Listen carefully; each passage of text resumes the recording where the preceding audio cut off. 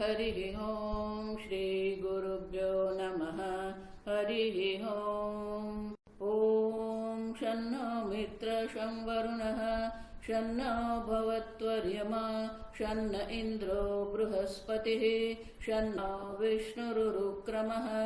नमो ब्रह्मणे नमस्ते वायो त्वमेव प्रत्यक्षं ब्रह्मासि त्वमेव प्रत्यक्षं ब्रह्म वदिष्यामि ऋतं वदिष्यामि सत्यं वदिष्यामि तन्मामवतु तद्वक्तारमवतु अवतु माम् अवतु वक्तारम्।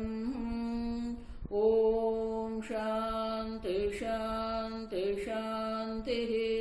ॐ सहना भवतु सहनौ भुनक्तु सह वीर्यं करवावहै तेजस्विनावधीतमस्तु मा विद्विषावहै।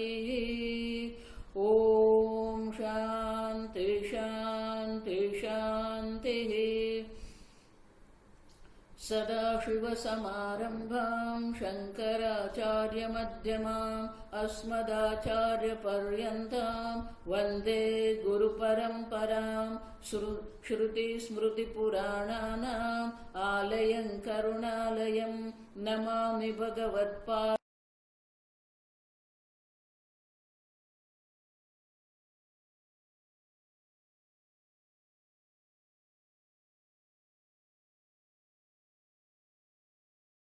पुनः ईश्वरो गुरुरात्मेति मूर्तिभेदविभागिने व्योमवद्व्याप्तदेहाय दक्षिणामूर्तये नमः। निधये सर्वविद्यानां विषजे भवरोगिणां गुरवे सर्वलोकानां दक्षिणामूर्तये नमः। ॐ नमः प्रणवार्थाय शुद्धज्ञानैकमूर्तये निर्मलाय प्रशान्ताय दक्षिणामूर्तये नमः। ॐ नमः श्रीशङ्करानन्द गुरुपादाम्बुजन्मने सविलासमहामोह ग्राहग्रासैककर्मणे।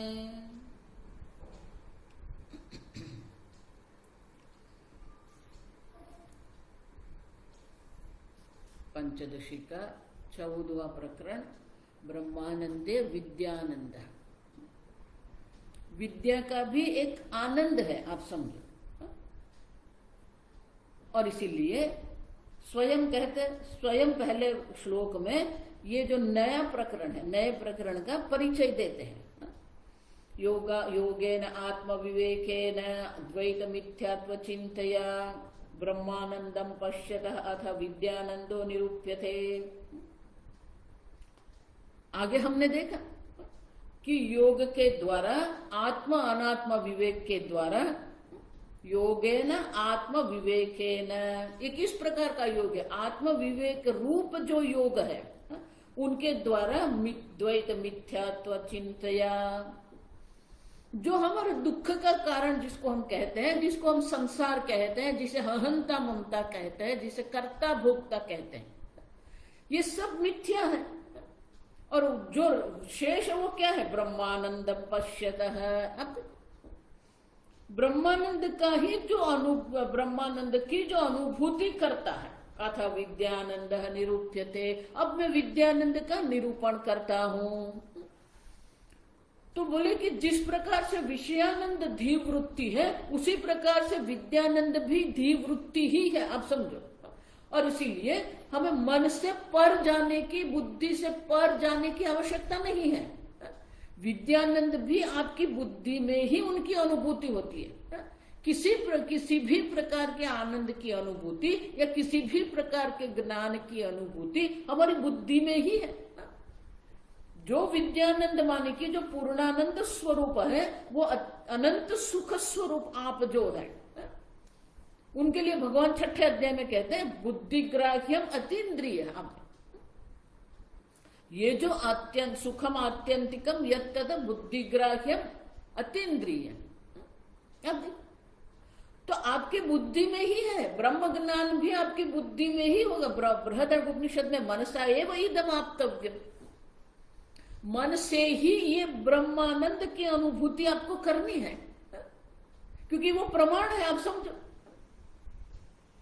और इसीलिए कहते हैं कि जिस प्रकार से विद्यानंद एक धी की वृत्ति है, उसी प्रकार से विषयानंद जिस प्रकार से धी वृत्ति मानी बुद्धि की एक वृत्ति है, उसी प्रकार से विद्यानंद भी बुद्धि की वृत्ति ही है। लेकिन ये जो विद्यानंद जो है, ब्रह्म ज्ञान में आनंद की अनुभूति क्यों है, तो बोले 4 प्रकार से है। दुख अभावादि रूपेण प्रोक्त इति चतुर्विध, 4 प्रकार से ये विद्यानंद की अनुभूति होती है। तो पहला क्या है, दुख अभावश्च कामाप्ति ही कृत कृत्य अहम इत्यसौ प्राप्त प्राप्य है अहम इत्येव चातुर्विद्यम उदाहृतम। विद्यारण्य मुनि कहते हैं कि शास्त्र में ये 4 प्रकार से ब्रह्म विद्यानंद 4 प्रकार से दर्शाया गया है। पहला है दुख का अभाव। आप देखो, शोक का कोई स्थान नहीं है, आप समझो, शोक बिल्कुल काल्पनिक है। भगवान यही कहते हैं, अशोच्यानन्व शोचस्तम, आत्मा की दृष्टि से शोक करना योग्य है ही नहीं। अब देह की दृष्टि से भी शोक करना योग्य नहीं है, क्योंकि जन्म हुआ है तो नाश तो होना ही है। धर्म की दृष्टि से हमारे स्वधर्म कर्तव्य कर्म की दृष्टि से भी हमें शोक करने योग्य नहीं है। और इसलिए कहते हैं दुख अभावश्च कामाप्ति ही,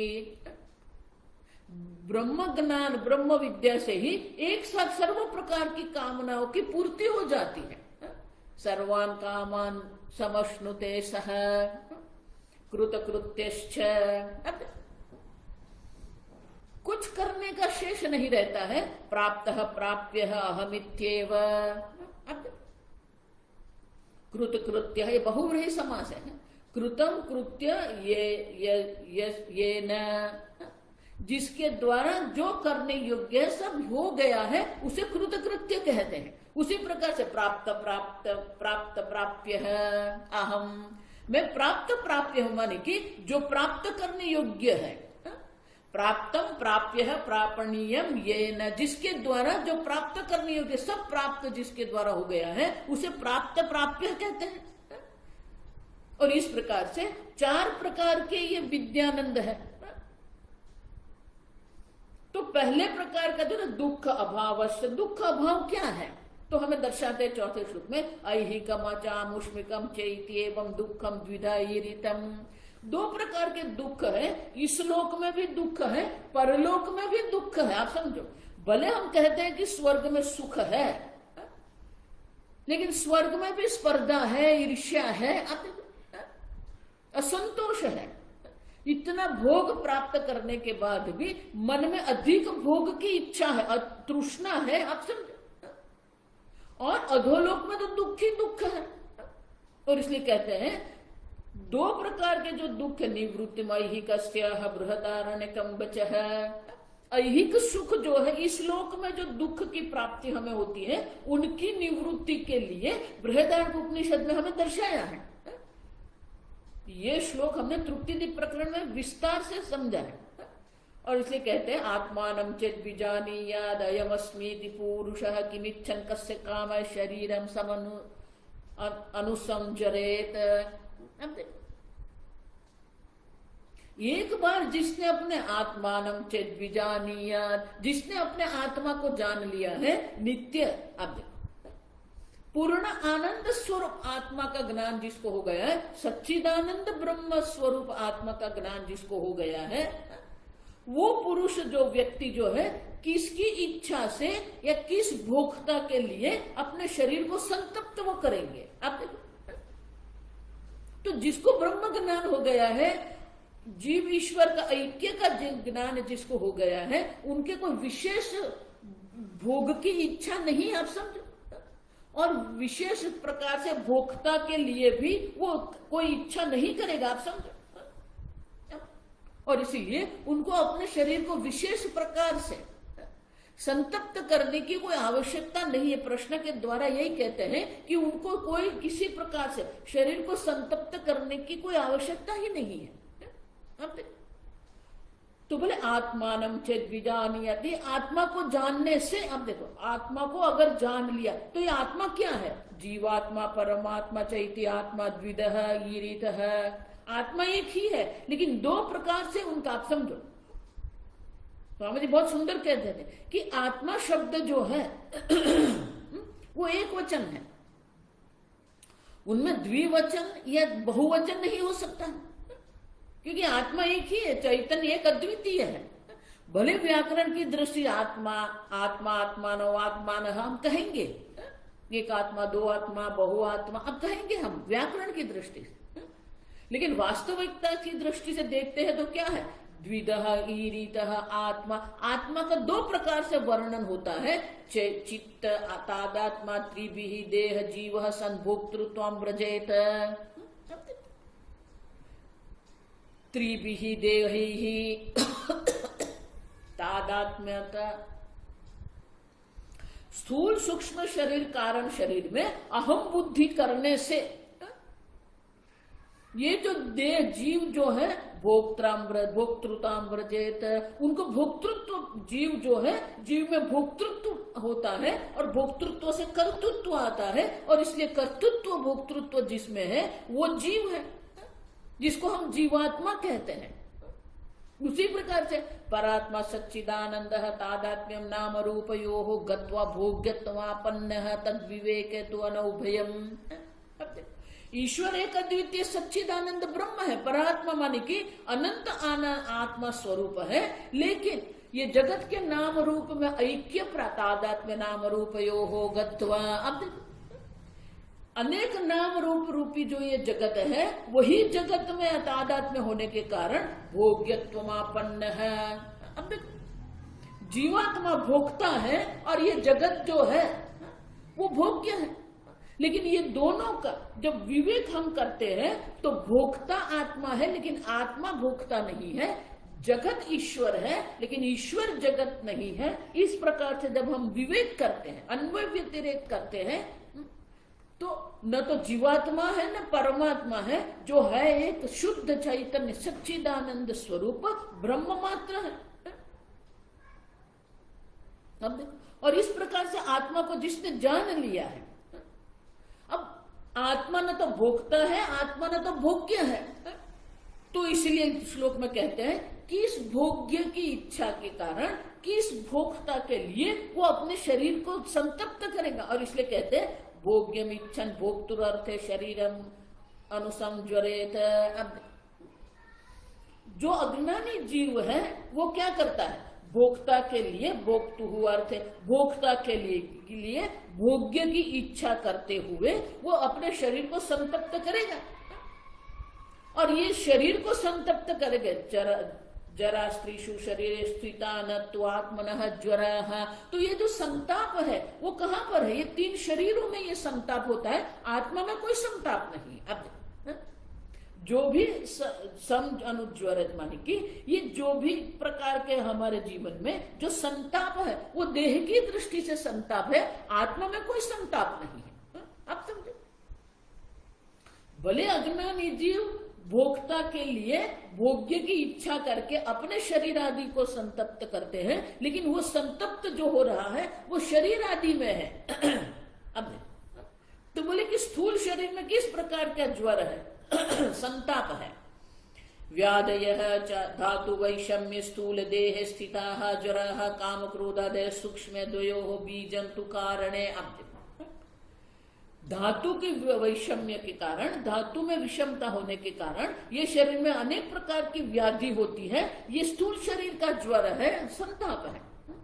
काम क्रोधादि जो षड विकार है, जो ये सूक्ष्म शरीर का संताप है, और ये दोनों का जो बीज है वो कारण शरीर है, और कारण शरीर में अज्ञान है, आप समझो, वो अज्ञान ही उनका संताप है।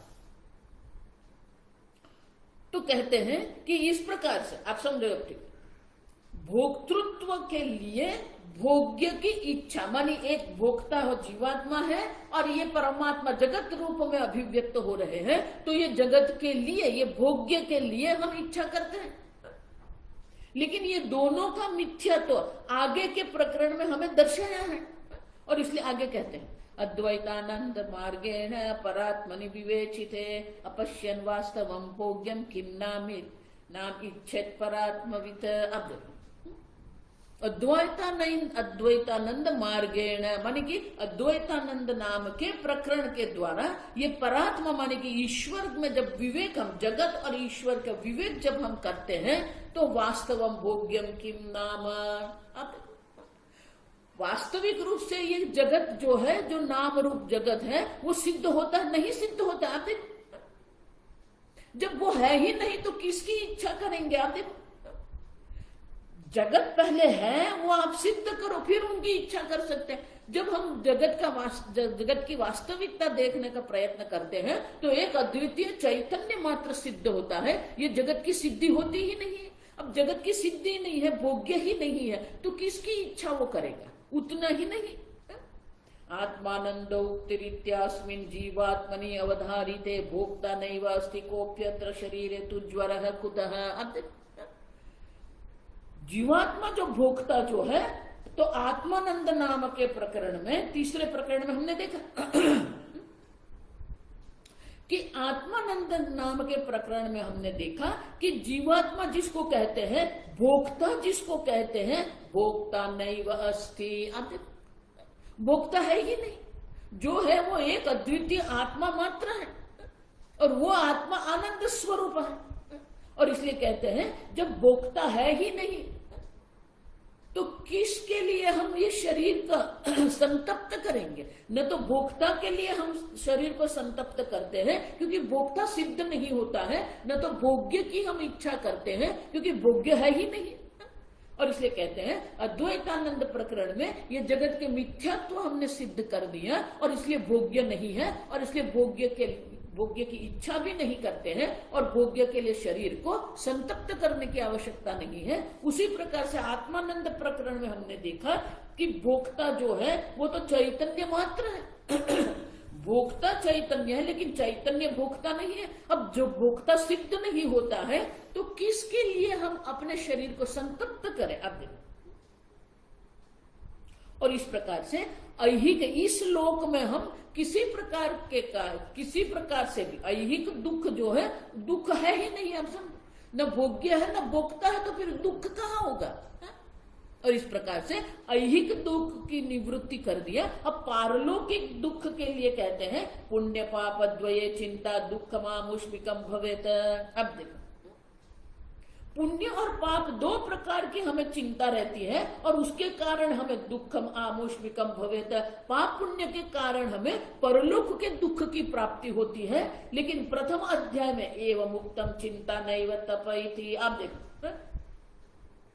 लेकिन प्रथम प्रकरण में ही हम देख के गए कि ये कुछ है ही नहीं, न लोक है न परलोक है। आप समझो, जब परलोक है ही नहीं, परलोक है ही नहीं, तो फिर किस प्रकार का दुख हमें प्राप्त होगा?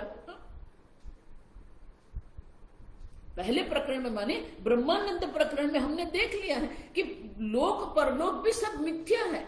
अब जब मिथ्या है तो वहां दुख की कोई संभावना नहीं है। आप समझो, अगर सही में वो है तो हमारे सुख दुख का वो कारण बन सकता है, लेकिन पाप पुण्य है नहीं, क्योंकि आत्मा में कर्तृत्व नहीं है। जब कर्तृत्व ही नहीं है तो पाप पुण्य कहां से आएंगे? पाप पुण्य नहीं है, शुभ अशुभ कर्म नहीं है, तो फिर गति आगति नहीं है। अब देखो, और इसलिए कहते हैं कि प्रथम अध्याय में ही हमने कह दिया है, और इसीलिए उनके लिए न एनम चिंता तपेत इति। अब देखो, और इसीलिए जो ब्रह्म ज्ञानी है उनके लिए पाप पुण्य से परलोक में प्राप्त होते हुए सुख दुख की कोई चिंता उनके मन में नहीं है। आप समझो, तो बोले ये कैसे होता है? तो कहते हैं कि हमारे जो पाप पुण्य कर्म जिसको कहते हैं, वो पाप पुण्य कर्म जन्म जन्मांतर से हम अनेक प्रकार के कर्म करते आए, और अनेक कर्म के कारण हमारे अनेक प्रकार के पाप पुण्य संचित रूप में पड़े हुए हैं।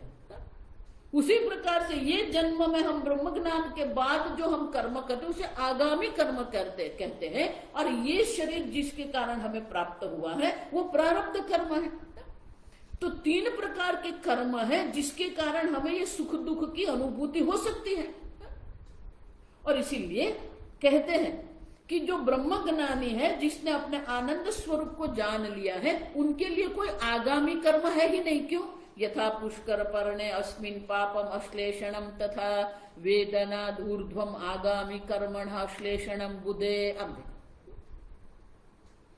जिससे बुद्धे माने कि जिसने ये ब्रह्म का साक्षात्कार कर लिया है, उनके लिए वेदनाद् ऊर्ध्वम, ब्रह्म ज्ञान के बाद जो भी आगामी कर्म जो है वो कभी भी उनको लेपायमान नहीं करते हैं। जिस प्रकार से पुष्कर पर्ण माने कि कमल का जो पत्ता होता है, वो कमल का दल जो है उसमें आप पानी रखेंगे तो पानी से वो गीला नहीं होता है।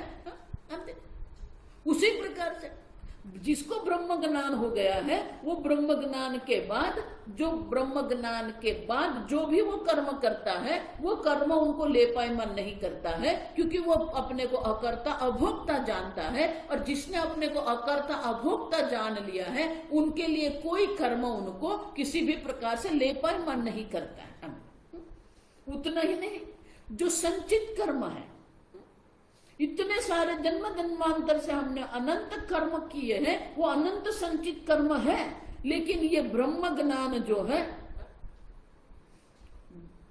ब्रह्म ज्ञान को हम प्रकाश अग्नि के साथ उनका दृष्टांत देते हैं। अग्नि में 2 बात है, एक दहन शक्ति है और प्रकाशन शक्ति है।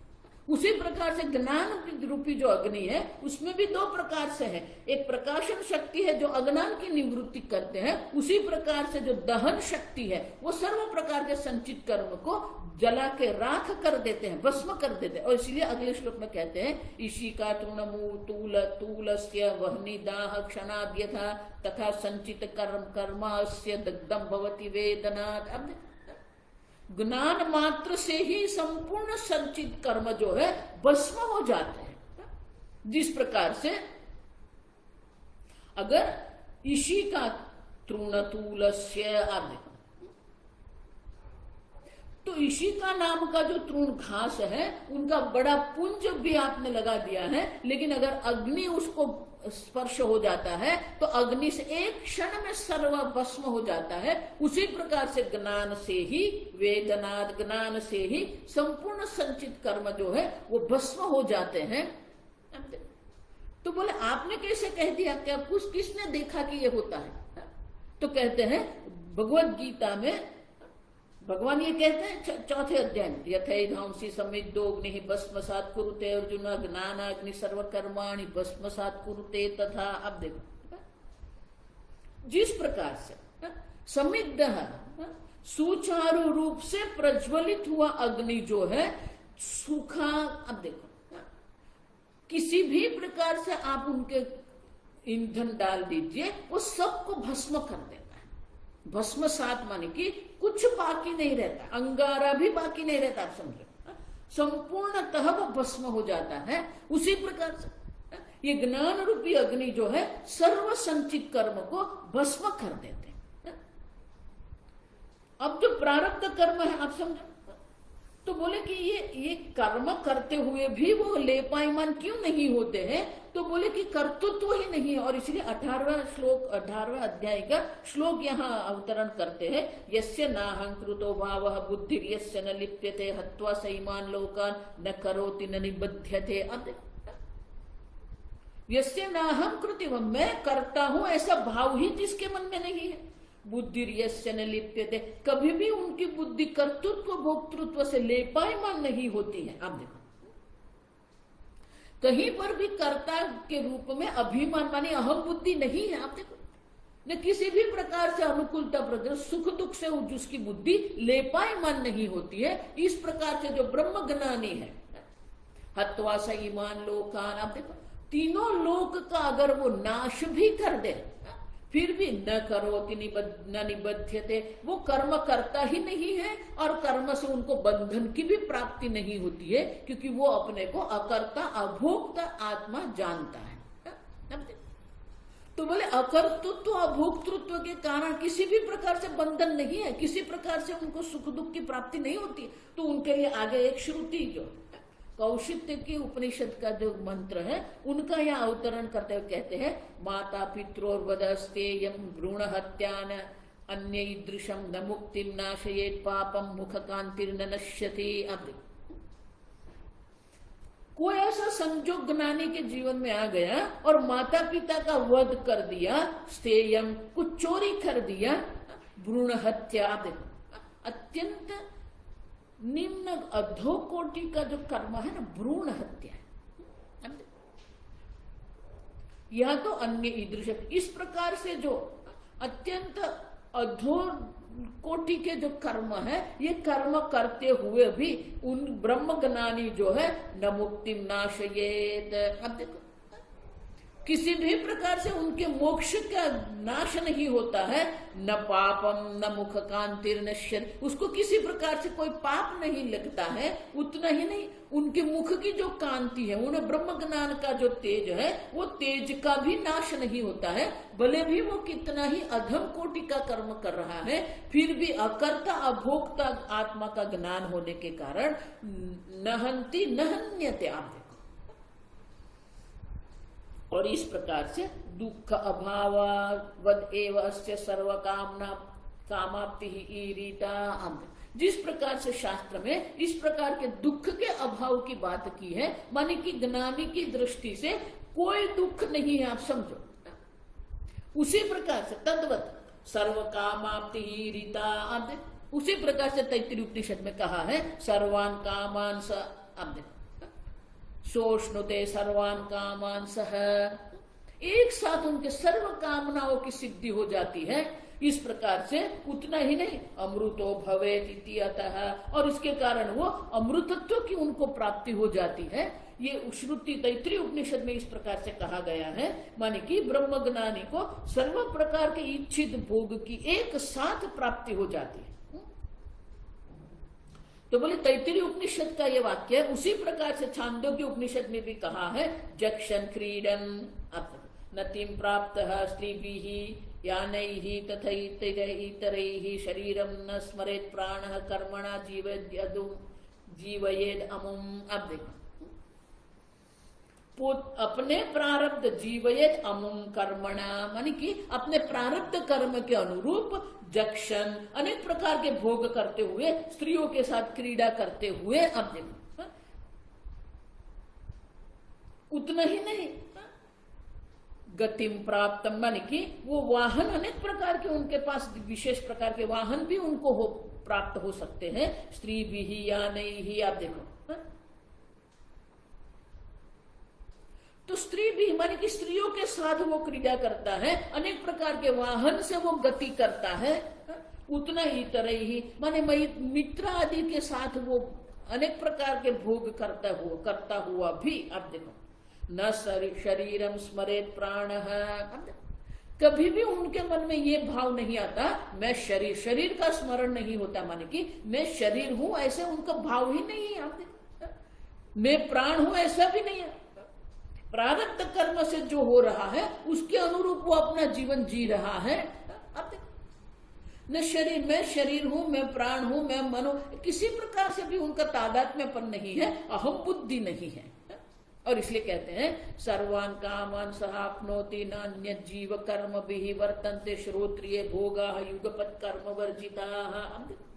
और इसलिए कहते हैं कि तैत्तिरीय उपनिषद में यह आनंद मीमांसा जो हमने देखा विस्तार से कि तैत्तिरीय उपनिषद में आनंद मीमांसा के द्वारा दर्शाया है कि ब्रह्मानंद माने कि ब्रह्म विद्या का जो आनंद जो है, आनंद की तुलना हम किसी के साथ भी नहीं कर सकते हैं। एक साथ उनको ये सब प्रकार के आनंद की प्राप्ति हो जाती है। तो बोले कितने प्रकार के आनंद होते हैं, वर्तते श्रोत्रिय भोगा युगपत, एक साथ ये जो श्रोत्रिय है, जो ब्रह्म ज्ञानी है, उनको एक साथ सर्व प्रकार की कामना की प्राप्ति हो जाती है। और इसलिए वो क्या है, अकामहतः का क्रमवर्जित, युगपद क्रमवर्जित है। अब देखो क्रमवर्जित माने हम क्या करते हैं, पहले ये पानी पीते हैं, फिर ये लड्डू खाते हैं, फिर टीवी देखते हैं, फिर पुत्र के साथ खेलते हैं। एक के बाद एक हमें होते हैं, लेकिन ज्ञानी के लिए क्रम नहीं है। अब देखो, एक साथ सर्व प्रकार का आनंद उनको प्राप्त हो जाता है। और इसलिए कहते हैं कि तैत्तिरीय उपनिषद में दर्शाया है कि विविध प्रकार के जो आनंद है, वो आनंद एक योनि में एक विशेष प्रकार का आनंद प्राप्त होता है। लेकिन जो ब्रह्म ज्ञानी है, श्रोत्रियस्य च कामहतस्य, अब श्रोत्रिय के लिए जो कामनाओं से कभी भी हत नहीं होता है, अब उनको तो ये सब प्राप्त हो ही गया है। और इसलिए कहते हैं किस प्रकार के आनंद की बात करते हैं, तो पहला मानुष आनंद है। युवा सात साधु युवाध्यायकः आशिष्टः बलिष्ठः दृढ़िष्ठः तस्येयं पृथ्वी वित्तस्य पूर्णा स्यात्। अब देखो, स एकः मानुष आनंदः, तो वही मंत्र को ये श्लोक में अर्थतः दर्शाते हैं। युवा रूपी च विद्यावान निरोगः दृढ़ चित्तवान। अब युवान है, रूपवान है, आप देखो, उतना ही नहीं विद्यावान भी है, निरोगी माने उनका शरीर भी स्वस्थ है, दृढ़ चित्त आशिष्ट बलिष्ठ दृढ़िष्ट है। अब देखो, उतना ही नहीं सैन्योपेत सर्वपृथ्वी वित्त पूर्णाम प्रपालयन। अब देखो, और उनके पास बड़ी एक महान सेना भी उनके पास है, धन भी, संपूर्ण पृथ्वी का धन भी उनके पास है, और उससे ये संपूर्ण पृथ्वी का पालन कर रहा है। सर्वमानुष एक ही भोग संपन्न तृप्त भूमि पह, और एक मानुष आनंद ये चक्रवर्ती राजा को प्राप्त होता है, और उसी से वो संतोष मानता है। यम आनंदमवाप्नोति ब्रह्मविच्चतम अश्नुते, तो एक मानुष आनंद जो चक्रवर्ती राजा को प्राप्त होता है, जो युवान है, आप देखो, रूपवान है, विद्यावान है, वो सब आनंद ब्रह्मानंद जो है, जो ज्ञानी है, श्रोत्रिय है, ब्रह्मवित है, उनको एक साथ सब प्राप्त हो जाता है। आप देखो, उसे एक एक करके प्राप्त नहीं करना है। ब्रह्मविच्चतम अश्नुते, वो प्रकार का मानुष आनंद तो ब्रह्मविद को भी प्राप्त होता है। तो बोले कि मर्त्य भोगे द्वयोर्नास्ति काम तृप्ति रतः समा। अब देखो, मर्त्य माने कि चक्रवर्ती राजा का जो आनंद है और ब्रह्मवेत्ता का जो आनंद है, आप समझो। तो मर्त्य लोक में जो भोग, जो ब्रोचार चक्रवर्ती राजा को जो प्राप्त होता है, और ब्रह्मवेत्ता को जो आनंद की प्राप्ति होती है, दोनों में क्या है? काम तृप्ति ही अतः समा भोगा निष्कामता एकस्य। तो दोनों में जो समानता वो क्या है? काम तृप्ति, कामना की तृप्ति दोनों में समान है, लेकिन भोगा निष्कामता एकस्य परस्यापि विवेकतः। अब उतना ही नहीं, भोगा निष्कामता, जब सब प्रकार की कामनाओं की सिद्धि हो जाती है, तो चक्रवर्ती राजा के मन में भी संतोष तृप्ति भी है। आप देखो, निष्कामता है, और सब प्रकार के भोग करने के कारण ये चक्रवर्ती राजा के मन में निष्कामता है। लेकिन जो ब्रह्मवेत्ता है, उनको सब प्रकार का भोग करना नहीं पड़ता है, आत्मा अनात्मा के विवेक के द्वारा ही उसे ये ब्रह्मानंद की प्राप्ति हो जाती है। आप देखो, तो उसमें भी तृष्णा निष्कामता है और काम की तृप्ति भी है, दोनों में ये समान है। आप समझो। लेकिन श्रोत्रियत्वाद वेद शास्त्र ही भोग दोषान अनवेक्षते राजा बृहद्रथ दोषान तान गाथा भी उदाहरत। अब जो श्रोत्रिय है, जो ब्रह्मवेत्ता है, वो क्या करते हैं? वेद शास्त्र ही भोगान दोषान अवेक्षते, वेद शास्त्र के द्वारा ये जितने भी अर्थ काम, धर्म अर्थ काम जो है, जितने प्रकार के जो भोग है, वो भोग में दोष दृष्टि करते हैं, और इसलिए उनके मन में कोई इच्छा नहीं है। और ये चक्रवर्ती जो बृहद्रथ नाम के जो राजा हो गए, उन्होंने भी ये दोष की गाथा, माने कि ये दोष की कथा कही है, और वो दोष की गाथा के द्वारा वो दोष देखते हुए मैत्रायणी शाखा में ये गाथा आती है, और उस प्रकार से वो देहादि में दोष बुद्धि करते हैं और इसलिए उनके मन में भी किसी भी प्रकार से, अब देखो ये विवेक किसको कहते हैं, तो कहते हैं कि उसके मन में भी किसी प्रकार की कामना नहीं रहती है, क्योंकि उनके दोष बुद्धि है। आप देखो तो कहते हैं राजर्षि जो बृहत रथ जो थे विवेक के द्वारा विषय भोग की उनको इच्छा नहीं थी। तो कहते हैं देह दोषान चित्त दोषान भोग्य दोषान अनेकशः शून्यवान्ते पायसे नः कामस्तद विवेकिनः। ब्रह्मवेत्ता का जो आनंद जो है वो विवेक के कारण है। आप देखो तो बोले कि विवेक कब होता है, दोष बुद्धि करनी पड़ती है।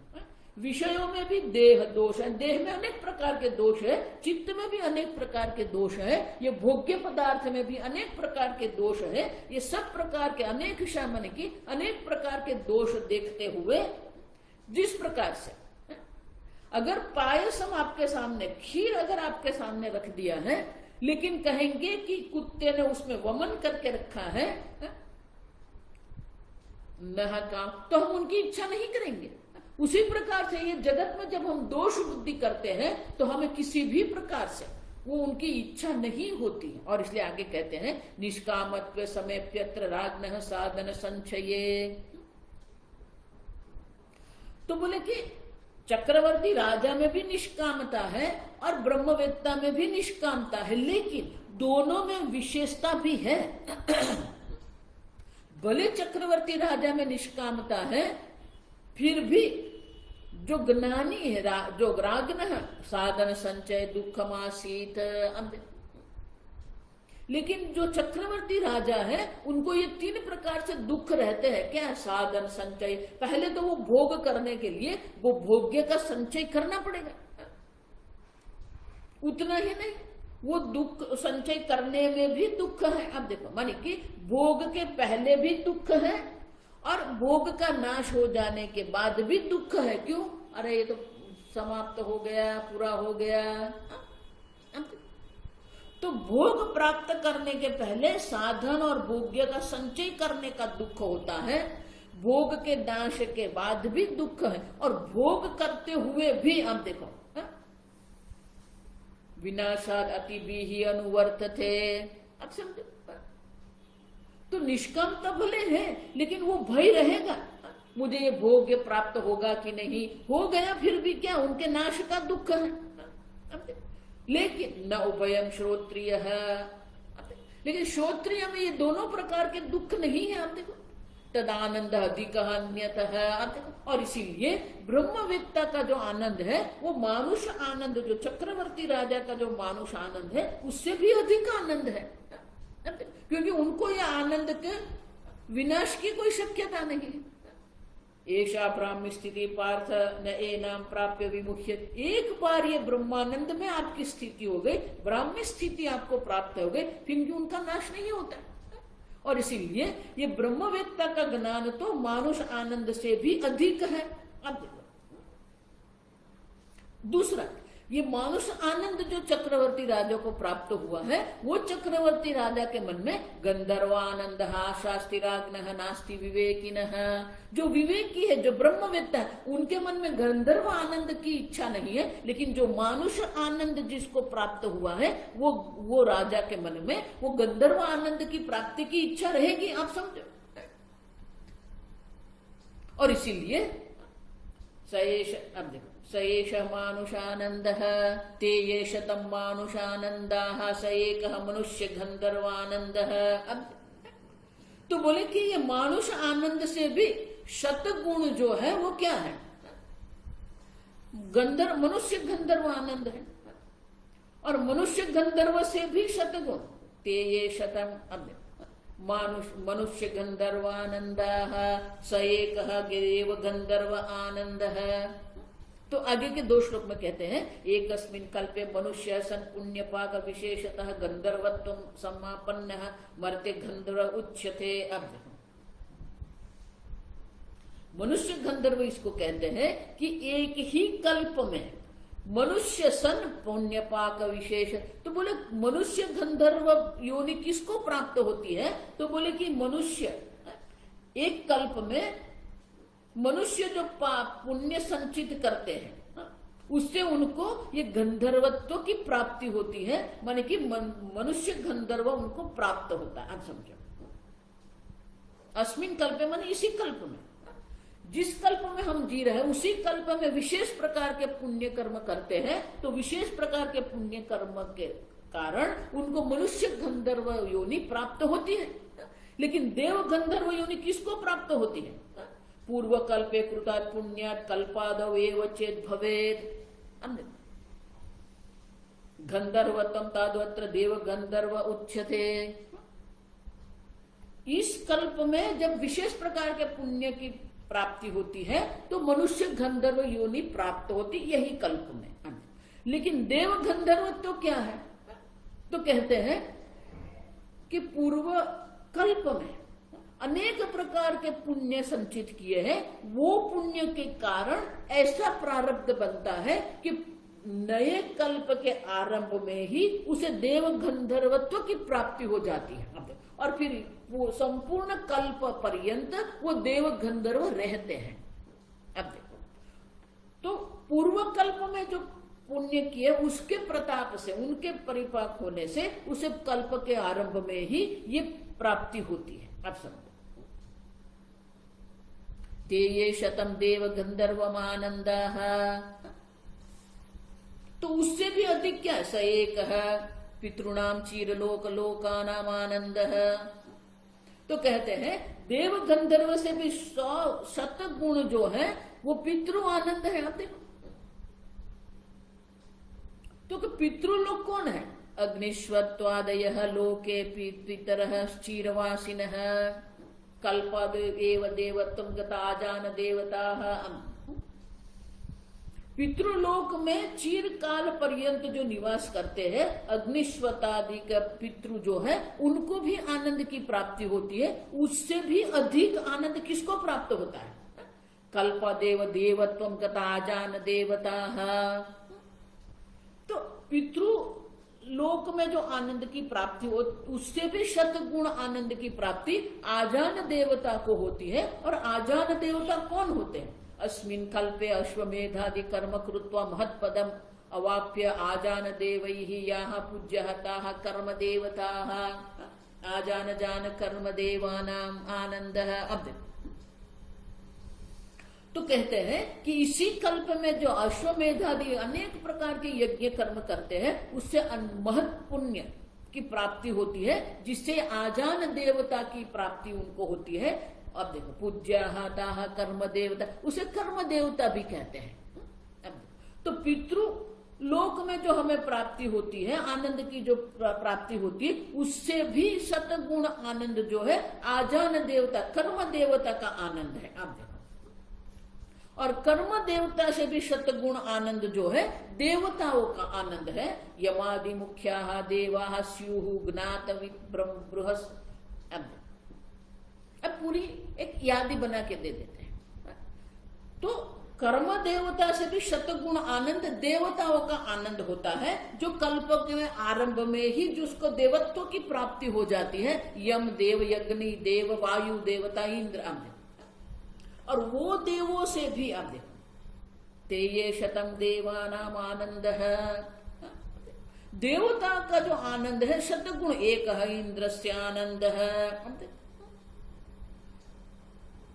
और इंद्र का जो एक आनंद है, ते ये शतम इंद्रस्य आनंद। इंद्र का अगर शतगुण आनंद होता है, बृहस्पतेरानंद है। बृहस्पति माने गुरु, इंद्र के भी गुरु का जो आनंद है वो इंद्र से 100 शतगुण है। बृहस्पति का जो आनंद है, जो विराट प्रजापति है, ते ये शतम बृहस्पतेरानंद स एक प्रजापतेरानंद। वो प्रजापति जो विराट जो है उनका आनंद है, उससे भी अधिक। आप समझो, ते ये शतम प्रजापतेरानंद स एक ब्रह्मण आनंद। जो ब्रह्मा, जो सूत्रात्मक, जो हिरण्य गर्भ के रूप में जो ब्रह्म देव जी हैं, वो ब्रह्म देव का जो आनंद है। और इसलिए कहते हैं सार्वभौमादि सूत्रांता उत्तरोत्तर कामिनः सार्वभौम माने की जो चक्रवर्ती राजा से आरंभ करके सूत्रांत माने की ब्रह्मा जी के आनंद पर्यंत जो है उत्तर उत्तर कामिन है। चक्रवर्ती राजा को गंधर्व मनुष्य गंधर्व आनंद की इच्छा है, मनुष्य गंधर्व को देव गंधर्व की आनंद की इच्छा है। इस प्रकार से उत्तर उत्तर की इच्छा उनके मन में रहेगी। लेकिन जो ब्रह्मवेत्ता है, अब देखो जब भी ये कहा ना ते ये शतम मानुषानंद श्रोत्रियश्च च कामः तस्य, तो प्रत्येक आनंद के बाद हमें वो वाक्य मिलता है श्रोत्रियश्च च कामः तस्य अकामः तस्य। ब्रह्मवेत्ता के लिए उससे भी अधिक है मानुष आनंद जो है, 100 मानुष आनंद से भी अधिक ब्रह्मानंद है, 100 मानुष्य गंधर्व आनंद से भी अधिक ब्रह्मानंद है अन्य। और इसलिए कहते हैं वांग मनस गम्य अयम आत्मानंद ततः परम। जो आत्मानंद है, जो विद्या का आनंद जो है, वो वाणी और मन से हम कभी भी उनका वर्णन नहीं कर सकते हैं, चिंतन नहीं कर सकते हैं। वो जो है ये सबसे पर आनंद है, अनंत आनंद है। और जिसको ये अनंत आनंद की प्राप्ति हो गई है, तैहि काम्येषु सर्वेषु सुखेषु श्रोत्रियः यतः निस्पृहस्तेन सर्वेषाम् आनंद संति तस्य ते अद्य।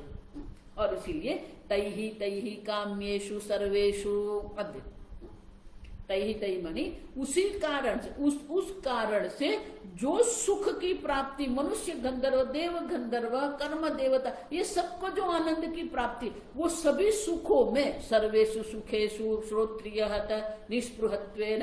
और इस कारण से जो श्रोत्रिय है, जो ब्रह्मवेत्ता है, उसमें ये निस्पृह है। उसको न तो कर्म देवता के आनंद की इच्छा है, न इंद्र के आनंद की इच्छा है, न प्रजापति के आनंद की उनके मन में इच्छा है। और इसलिए अकामहत है, किसी प्रकार की भी उसके मन में कोई तृष्णा नहीं। सर्वेषाम् आनंदः संति तस्य ते। ये सर्व के जो आनंद है वो ब्रह्मानंद में उनको प्राप्त हो गया। अब समझो यही विद्यानंद है। और इसलिए कहते हैं सर्व कामाप्ति एषः उक्ता यद्वा साक्षी चिदात्मना। तो सर्व प्रकार के कामनाओं की सिद्धि उनको हो गई है।